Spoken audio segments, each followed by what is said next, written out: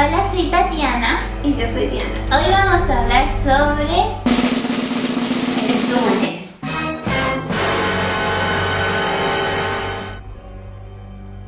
Fue publicado en 1948 por el argentino Ernesto Sabato. Y antes de hablar sobre su libro, hablaremos un poco sobre él.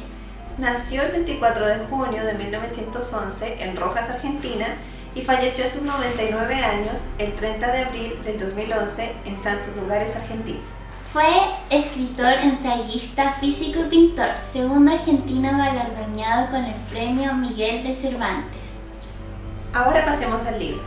En el prólogo se nos introduce la historia con una breve frase que es: en todo caso, había un solo túnel, oscuro y solitario, el mío. Esta historia tiene la particularidad de que su tiempo de relato es in extrema res, lo que significa que la historia parte desde el final.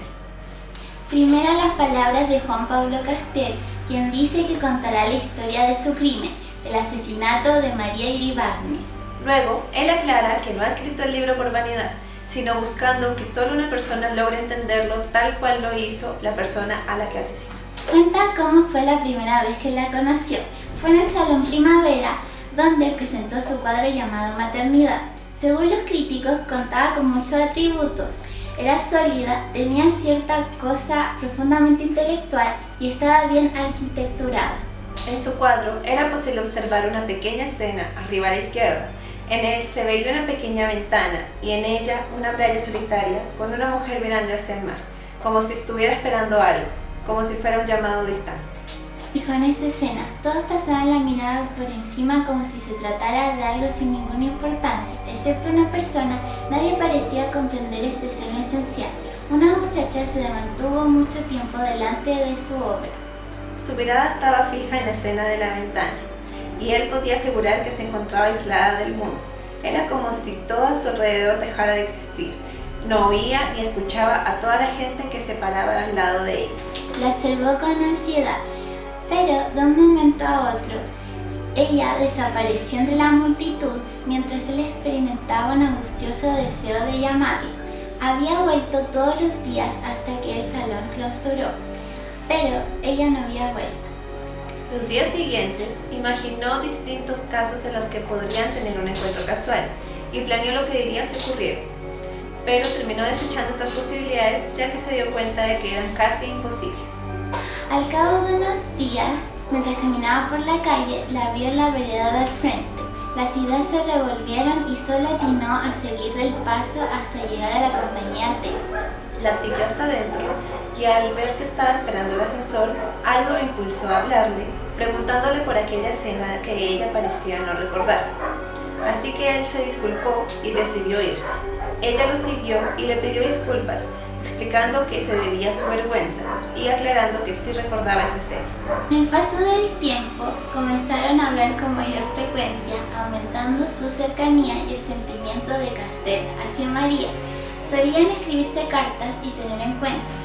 Un día, Castel fue a buscar una carta que le había escrito María y se encontró con la sorpresa de que ella estaba casada. Tiempo más tarde, esto lo hizo sentir molesto y engañado. Esto empeoró cuando María lo invitó a la estancia de Hunter. Ahí, Castel sospechó que ellos dos eran amantes, debido a que tuvo el presentimiento de que Hunter se puso celoso por su tardanza en la playa. Además, cuando subió a su habitación, los escuchó susurrar, y esto hizo que su enojo aumentara.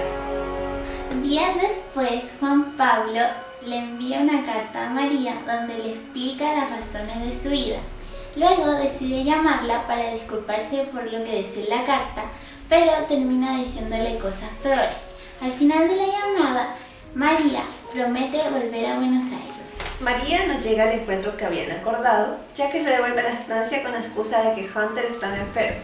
Castel se molesta mucho, toma un cuchillo, pide un auto prestado y se dirige a la estancia. Allí decide esperar a que María y Hunter lleguen. Mientras tanto, se pone melancólico al darse cuenta de que María no es un túnel paralelo a él. Al llegar Hunter y María, Castel entra al dormitorio en el que se encuentra ella, le clava el cuchillo y la mata mientras le dice que lo debe hacer porque ella lo ha abandonado. Luego decide volver a Buenos Aires para contarle a Allende, esposo de María, lo ocurrido, quien tiempo después decide suicidarse. El texto concluye con las palabras de Castel, donde menciona que María fue la única que logró comprenderlo y cómo ahora no confiaba en nada. Ahora haremos una breve descripción sobre los personajes principales, comenzando por Juan Pablo Castel. Juan Pablo era introvertido y casi siempre había sentido que vivía solo, hasta que conoció a María, de la cual se enamoró y lo hizo sentir acompañado y comprendido. También era ermitaño, y durante toda la obra demostró un sentimiento de asco hacia todo el mundo y una inestabilidad emocional. María era joven, pelo castaño y largo, mirada penetrante y en ocasiones dura. Además, oscura y misteriosa. Nunca se sabe realmente cómo vive, cómo piensa o lo que realmente siente. Allende era sumamente confiado, ingenuo y crédulo, seguro del amor de María hacia él. Estaba totalmente enamorado de ella. Era alto, flaco y estaba ciego. El ambiente físico es la ciudad de Buenos Aires. El ambiente psicológico es la sociedad y los deseos de encontrar a alguien que lo comprenda.